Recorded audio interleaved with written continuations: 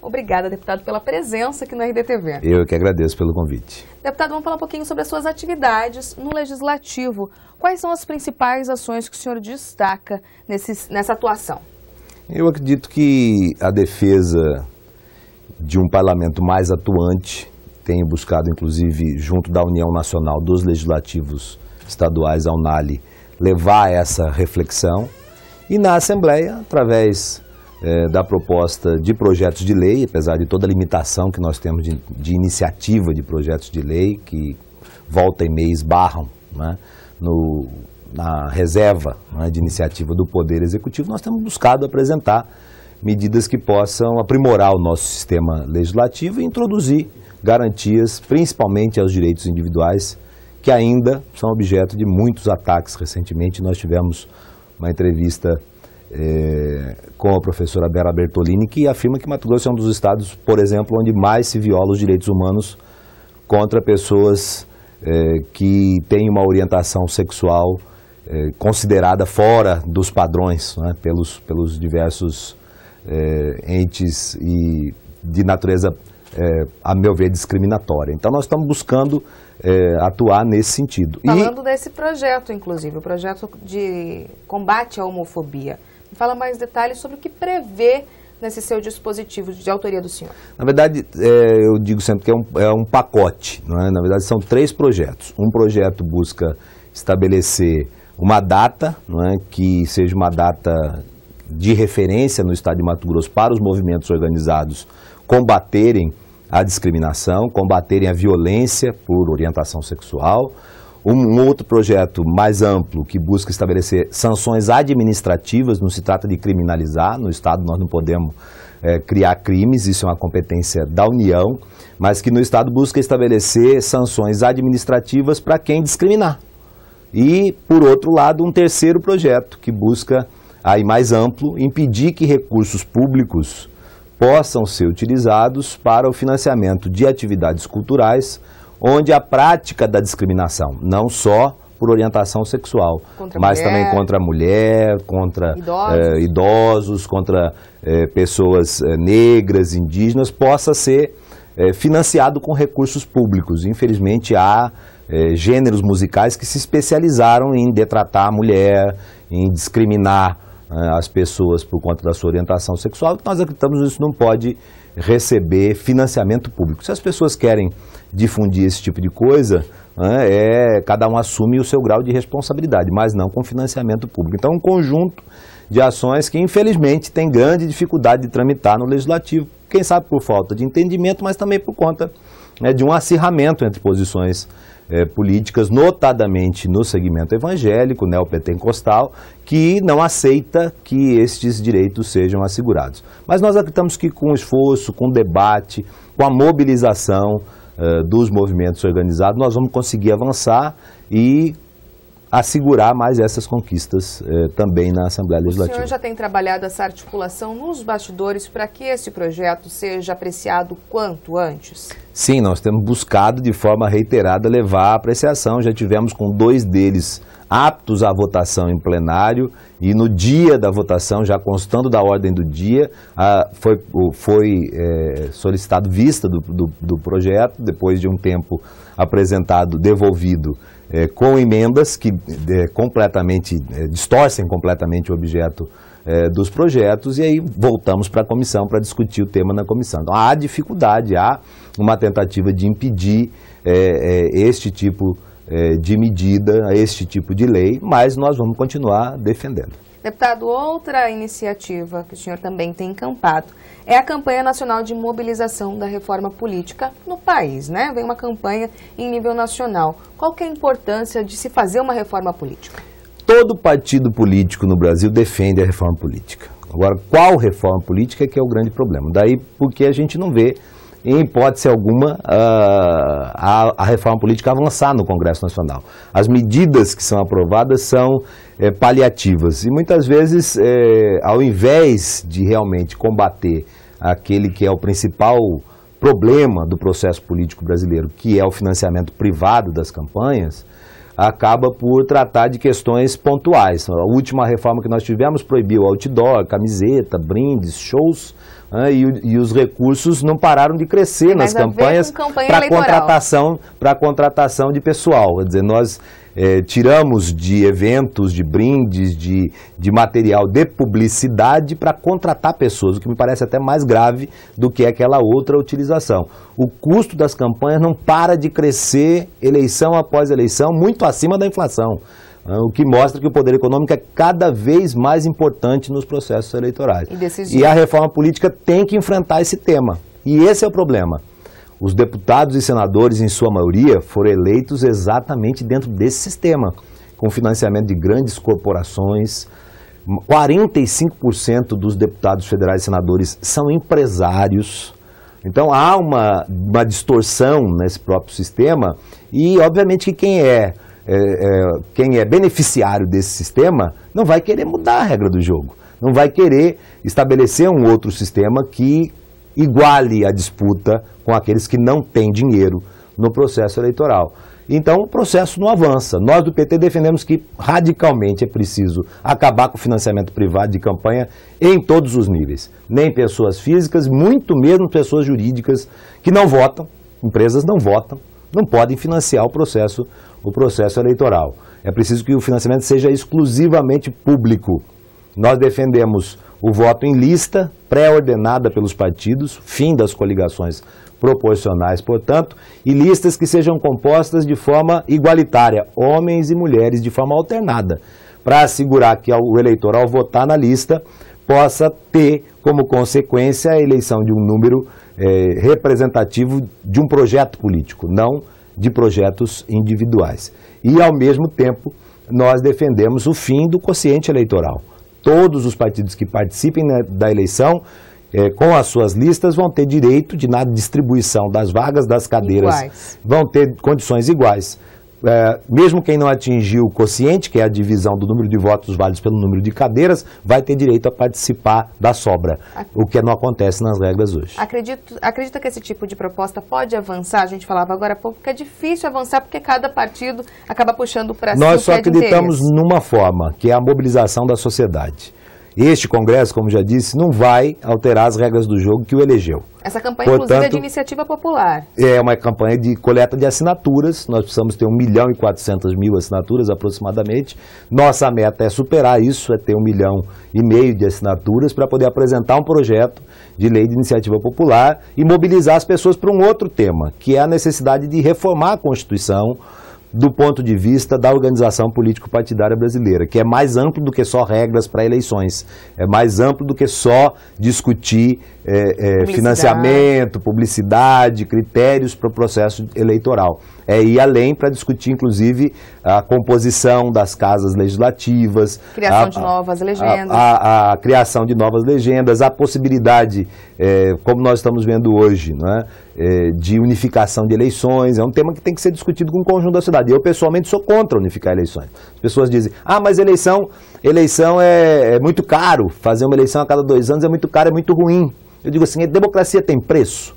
Eu acho que não. Acho que democracia é um processo que vale todo o investimento feito. E não acho que seja correto que numa mesma eleição a gente seja levado a discutir 10 projetos diferentes. Presidente, governador, senador, deputado federal, deputado estadual, prefeito, vereador. E quando tiver mais 2 vagas de Senado, é uma coisa muito complexa. O município vai ficar, sem sombra de dúvida, afastado do debate. Nós vamos ter o debate dos grandes temas nacionais e as questões locais, que é onde a pessoa vive, né, na cidade. As questões da cidade vão ficar no segundo plano, porque vai ficar muito cheio, a agenda vai ficar muito cheia para poder discutir isso tudo. Eu defendo, podemos até ter as eleições num mesmo período, num mesmo ano, mas não concomitantes. As eleições municipais não podem ser ao mesmo tempo que as eleições gerais, sob pena de nós afastarmos ainda mais o município do centro da discussão da vida das pessoas. Deputado, tem um projeto tramitando lá na Comissão de Constituição e Justiça, aqui na Assembleia Legislativa, ligada ao poder da Procuradoria-Geral do Estado de defender gestores em casos em que são acusados de improbidade administrativa. É um projeto polêmico porque lida com gestores voltados à improbidade. Qual que é a posição do senhor em relação a isso? A Lei Complementar 101. Então, acho que há uma inversão das informações. A Lei Complementar 111, que é a estatuto que é a Lei Orgânica da Procuradoria-Geral, instituiu aqui em Mato Grosso um sistema que existe já na Advocacia Geral da União, que existe em diversas outras procuradorias dos estados, que é o sistema em que a Procuradoria tem por papel defender os atos realizados pelos chefes dos poderes, pelos secretários de Estado, durante o seu mandato, caso sejam esses atos questionados judicialmente. Isso é correto, porque você não pode exigir que o mandatário tenha que constituir um advogado para defender um ato que ele realizou como governador, presidente da Assembleia, presidente do Tribunal, secretário de Estado, comandante dos bombeiros militares, da Polícia Militar. Qualquer cargo não é correto. Houve uma nova lei, a 483, no ano passado. Esta lei sim nominou ações, esta lei sim especificou a defesa pessoal dos agentes, e que nos parece não é adequado, o que não é adequado.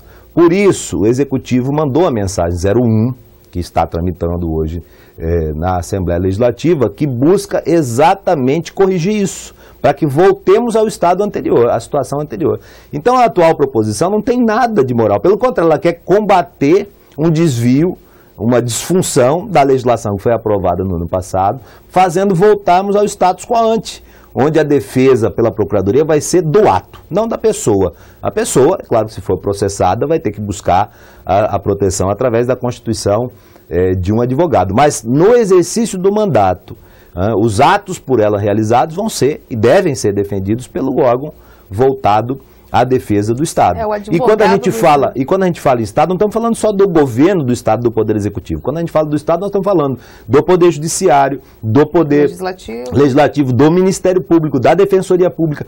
Todos fazem parte do Estado, que é um ente maior, e dividem o seu trabalho através da organização dos poderes e das instituições. E como que está o trânsito da aprovação dessa lei? Ela já foi aprovada na Comissão de Constituição e Justiça, está cumprindo pauta nos próximos 15 dias e volta ao plenário para a segunda votação, já que ela já foi aprovada em primeira votação, salvo engano, por unanimidade pelo plenário da Assembleia, após a apreciação de comissão especial, porque é lei complementar. Houve muita discussão nos bastidores envolvendo a possibilidade da Procuradoria defender ou não gestores ligados à improbidade. É um assunto superado? Eu acredito, não, nós vamos voltar a discutir em plenário, não vejo nenhum problema em fazer essa discussão, mas também não vejo, eu digo sempre, toda vez que entra um tema relacionado à Procuradoria, nós vemos alguns movimentos estranhos, né? E eu digo, é muito barulho por nada.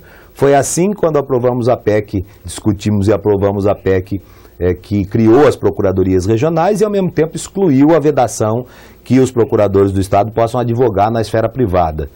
Se fez um grande barulho, a OAB disse que era imoral. Na verdade, a meu ver, defendendo um mercado para tentar impedir que um grupo de agentes públicos qualificados, como são os procuradores do Estado, pudesse atuar no mercado. Mas foi muito barulho por nada, por quê? Porque até hoje, que eu saiba, não tem nenhum colega procurador, nenhuma colega procuradora, e olha que tivemos a posse de 15 novos agora, recentemente, nenhum deles tem banca estabelecida e está advogando, porque a carga de trabalho da Procuradoria não deixa espaço para que isso possa acontecer. É uma garantia para, em caso de defesa até própria, até em causa própria, os procuradores possam se defender, em alguns casos.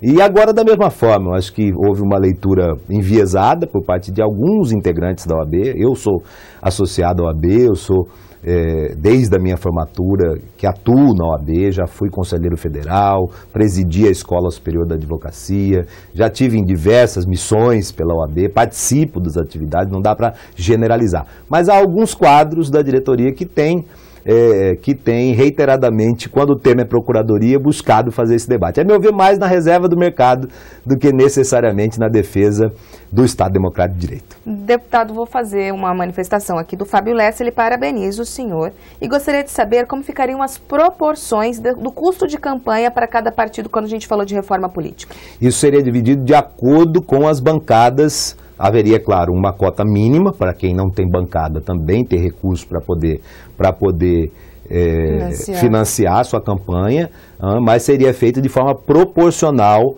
às bancadas no Congresso Nacional, como é hoje feita a distribuição do tempo de televisão. Seria feito de forma proporcional. Então, dependendo da quantidade de cadeiras que se tem no Congresso Nacional, seria feita a repartição deste fundo público voltado a financiar as campanhas, sem financiamento privado. Deputado, a gente vai a um breve intervalo e na volta a gente continua o nosso bate-papo para falar um pouquinho sobre o Partido dos Trabalhadores na Assembleia. E você fique com a gente.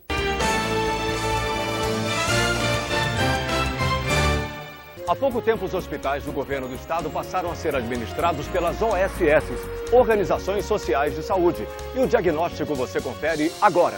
No Hospital Metropolitano, em Várzea Grande, por exemplo, foram realizadas mais de 1.500 cirurgias, como a do Sr. Sérgio. Muito rápido, 4 cirurgias, eu estou com 40 dias. Muito bom, gostei do hospital, gostei da maneira que eu fui tratado. Acredito que eu vou voltar a jogar bola.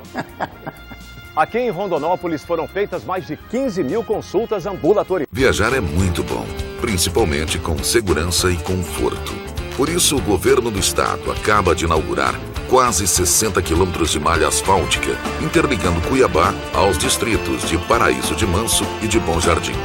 Além de beneficiar o escoamento de grãos e da pecuária, o turismo ao Lago de Manso e a Nobres ficou fácil de curtir e mais tranquilo na hora de voltar para casa.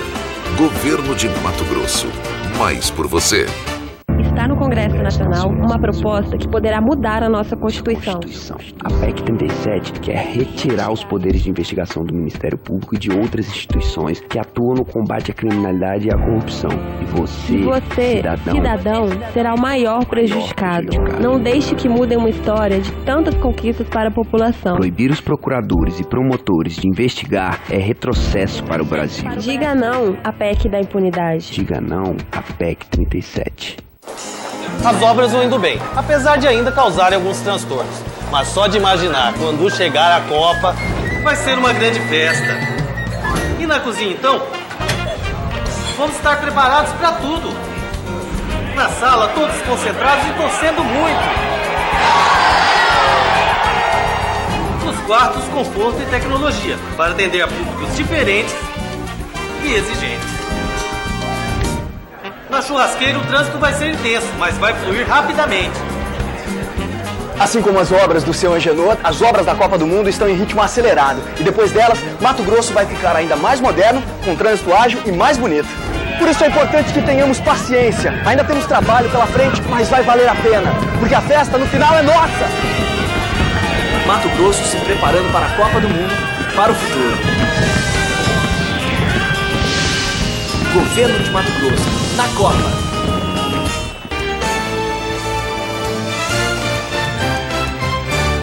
Estamos de volta com a RDTV e com Alexandre César, que é deputado estadual pelo PT e também líder do partido na Assembleia Legislativa. Como que tem sido o trabalho enquanto líder, deputado? A gente sabe que o outro deputado, Ademir Bruneto, tem tecido críticas muito duras contra o governo do estado. O PT é base também do governo. Como tem sido esse tratamento junto aos colegas do partido? Nós temos conduzido a bancada no sentido de respeitar aquilo que é a decisão da direção partidária. A última resolução de conjuntura que apontou a manutenção do PT na base de sustentação do governo, contribuindo com o governo do estado, para atingir objetivos que possam melhorar a vida do povo mato-grossense, dando continuidade a uma aliança que é nacional já de 10 anos, não é, do PT com o PMDB, e que aqui também se refletiu nas últimas eleições de forma muito significativa. No sentido, nós temos aprovado resoluções, as resoluções têm sido unânimes da direção e nós temos encaminhado essas posições em plenário e comunicado, obviamente, o outro integrante da bancada. Eu acredito que essas posições do deputado Ademir Bruneto, elas são posições que são conjunturais e nós estamos trabalhando com muito diálogo no sentido de promover um entendimento que propicia a unidade partidária nos próximos passos, que eu acredito seja fundamental para que nós possamos ter um bom resultado nas eleições do ano que vem e principalmente para que daqui até o processo eleitoral nós possamos levar o PT a uma grande manifestação de cidadania e de militância partidária no próximo dia 10 de novembro, quando nós vamos fazer mais um processo das eleições diretas, elegendo dirigentes em todos os níveis, para um mandato de 4 anos, portanto vai conduzir 2 eleições, a geral do ano que vem e também as eleições em 2016, as eleições municipais, e ao mesmo tempo, né, garanta que as nossas ações possam chegar ao conjunto da sociedade, né, e vamos discutir eleição sim, no ano que vem, e quando formos discutir eleição, que nós possamos construir o melhor projeto para o PT. Nós temos que nos preocupar com isso, tendo como pano de fundo a importância de reeleger a presidenta Dilma para mais 4 anos no plano federal. Então, a partir desse debate, desse diálogo, desses objetivos que são comuns, não tenho dúvida que o deputado Bruneto também compartilha desses objetivos, nós vamos buscar o entendimento, estamos construindo o entendimento para que possamos chegar num objetivo adequado para o partido. Outras questões são questões que frutos da conjuntura, do calor dos debates e que nós respeitamos, em que pese a posição partidária ser pública, e nós temos cobrado o seu cumprimento. Não só o deputado Ademir Bruneto, mas outros deputados da base aliada e também da oposição têm reclamado da gestão do governador Silval Barbosa. Falam, inclusive, da falta de pulso, da falta de autonomia que o governador deveria ter. Qual que é a opinião do senhor, a posição do senhor em relação ao governo Silval? Acha mesmo que ele tem pecado? Eu acredito que há pontos que precisam ser melhorados. As nossas resoluções partidárias têm apontado isso muito claramente. Por exemplo, a gestão da saúde. Nós, desde o início, temos nos manifestado contrariamente às OSS, porque acreditamos que não é privatizando todo o sistema de saúde, que é um exemplo para o mundo, como é o SUS, que nós vamos resolver os problemas. Não que não possamos ter sistemas diferenciados para casos diferenciados, mas não podemos entender a OSS como saída para a crise na saúde, a solução de todos os problemas. Não é. Nós temos apontado a necessidade de discutir esse tema e a nossa posição contrária a esse tipo de modelo de gestão. Nós acreditamos que é preciso ter melhor qualidade na comunicação interna do governo. E acho que isso tem ainda dificuldades, comunicação interna, para que nós tenhamos uma maior celeridade na resolução dos problemas. Nós temos apontado isso, né? A questão da infraestrutura é outra questão grave no estado de Mato Grosso. E nós temos apontado as soluções, temos buscado os instrumentos para poder resolver os problemas. Então, eu acredito que há, nesse momento, em Mato Grosso, uma certa comoção que é fruto dos desafios imensos que nós temos no futuro próximo com a Copa do Mundo, mas principalmente os desafios do legado que isso tudo vai deixar para Cuiabá, para Várzea Grande, para o entorno da capital e para o conjunto do estado. Tudo isso causa um certo incômodo. Toda mudança incomoda, toda mudança dói, toda mudança causa transtornos, né? E mudar, e eu acredito que vamos mudar para melhor, está causando isso, né? Causando esse sentimento de irritação, esse sentimento de perplexidade diante de algumas coisas, mas que vai ser superado a partir do momento que a gente comece a resolver esses problemas, seja do ponto de vista das obras, aqui em Cuiabá, em Várzea Grande, no entorno, mas também no interior com a chegada do MT integrado e sustentável. Eu acredito que há um conjunto de outras ações já planejadas pelo governador que vão propiciar que a gente possa levar também, através das bancadas na Assembleia Legislativa, algumas ações para os municípios. Projetos de aceleração do próprio PAC 2, né? A ministra Miriam esteve aqui, a ministra Ideli, apontando essa importância, ou seja, há um horizonte, a meu ver, bastante positivo. É preciso dar tempo. É preciso do tempo para que isso tudo possa maturar e a mudança possa acontecer, mas eu acredito que ela virá e será para muito melhor, e o resultado vai ser que, a partir do ano que vem, o perfil da capital do estado de Mato Grosso, de Várzea Grande, do entorno, e até o próprio perfil do estado, com a chegada e ampliação da nossa infraestrutura, vai ser um outro perfil, e isso vai mudar a concepção até com o resultado dos governos. E eu confio, né, que com a ação conjunta da presidenta Dilma, do governador Silval, da bancada na Assembleia Legislativa e no Congresso Nacional, e o apoio dos prefeitos, a compreensão dos prefeitos e o apoio dos prefeitos, nós vamos conseguir chegar a esse objetivo. Deputado, a gente tem uma manifestação da Maria Fonseca. Ela fala que é de Poconé e gostaria de saber do senhor sobre a administração da prefeita lá, a prefeita Meire. As coisas, segundo a internauta, não estão muito boas, estão devagar. E como a Meire é do seu partido, como tem sido esse apoio do partido em relação à administração da colega para ajudar a administração de lá? Sim, a Meire recebeu uma cidade bastante conturbada por administrações sucessivas que tiveram dificuldades, né, de garantir a continuidade das ações, né, afastamentos de prefeitos, todos aqueles contratempos que nós acompanhamos. Então, obviamente que para poder ajustar a máquina e poder garantir a implantação de ações, demora um pouco de tempo. Mas, viu, Maria Fonseca, tem algumas notícias já muito concretas de ações.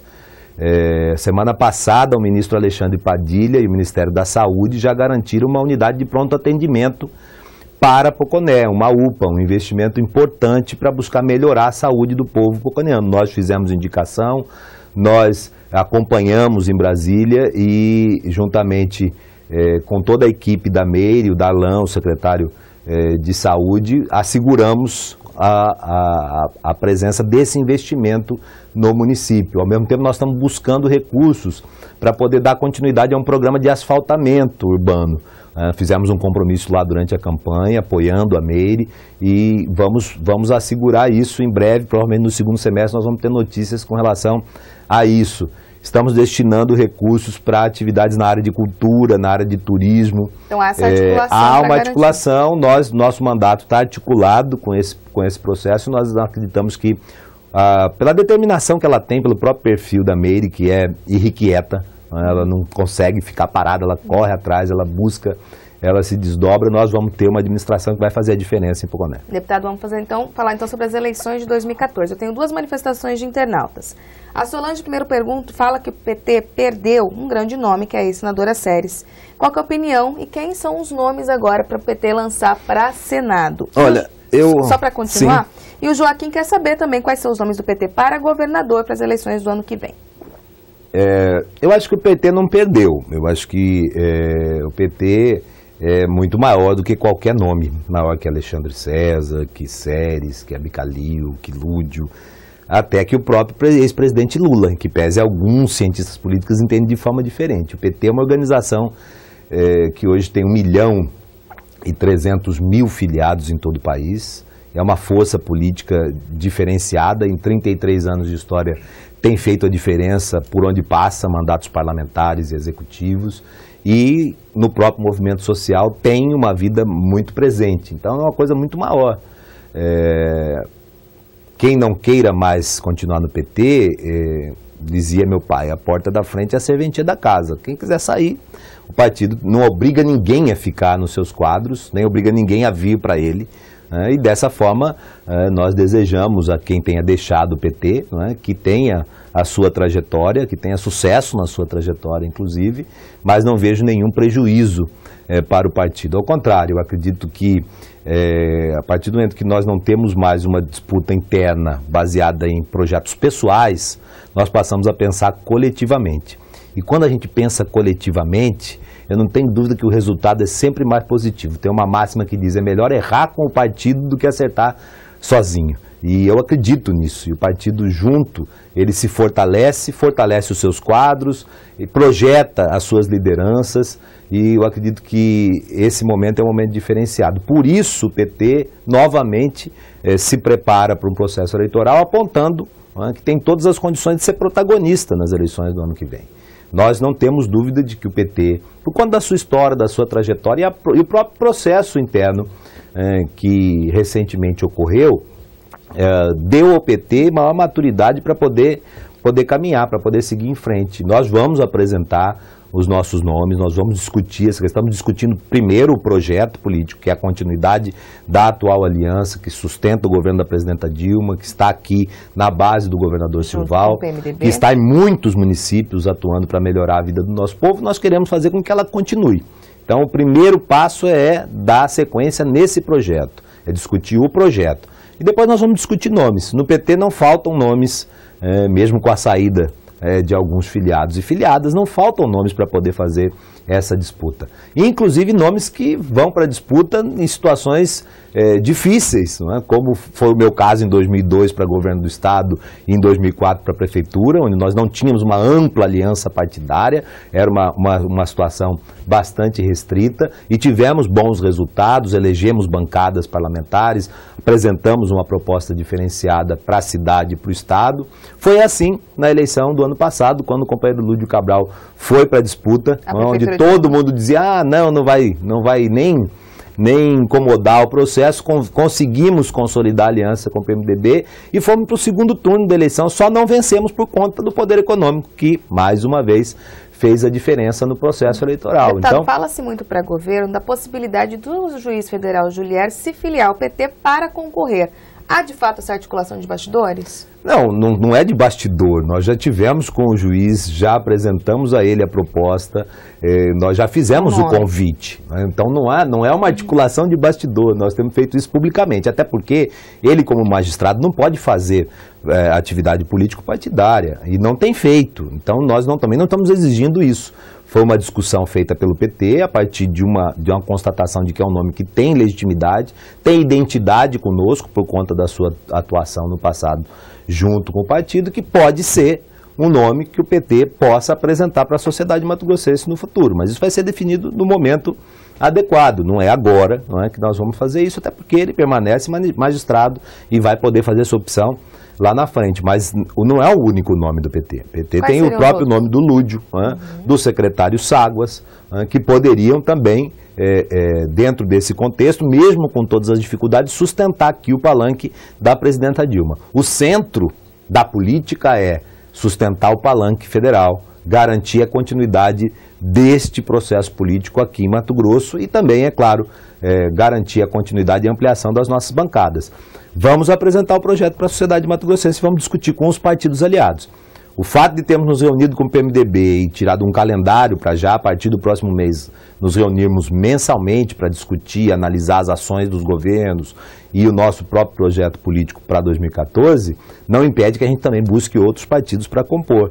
E nós acreditamos que isso é possível. O PR, o PSD, o PCdoB, o PSB. Mas querem ser protagonistas, como o senhor diz. Mas todos nós queremos ser protagonistas. Nós vamos discutir, vamos colocar para discutir com esses partidos os nossos nomes e o nosso projeto. E o projeto para o deputado Alexandre César deve sair a reeleição ou pretende sair outro? Não, essa decisão já está tomada. Eu não serei candidato à reeleição. Acredito que é preciso renovar os quadros partidários. Tem muitos nomes de ex-prefeitos, de dirigentes de órgãos federais, de ex-vereadores, de vereadores, que hoje têm todas as condições de ocupar o espaço que nós temos na Assembleia e ampliar a nossa bancada.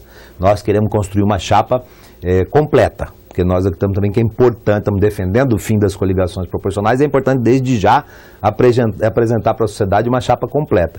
E essa chapa, não tenho dúvidas, tem toda a condição de chegar a 4 deputados na Assembleia Legislativa, renovando a nossa bancada, dando oportunidade para outros continuarem.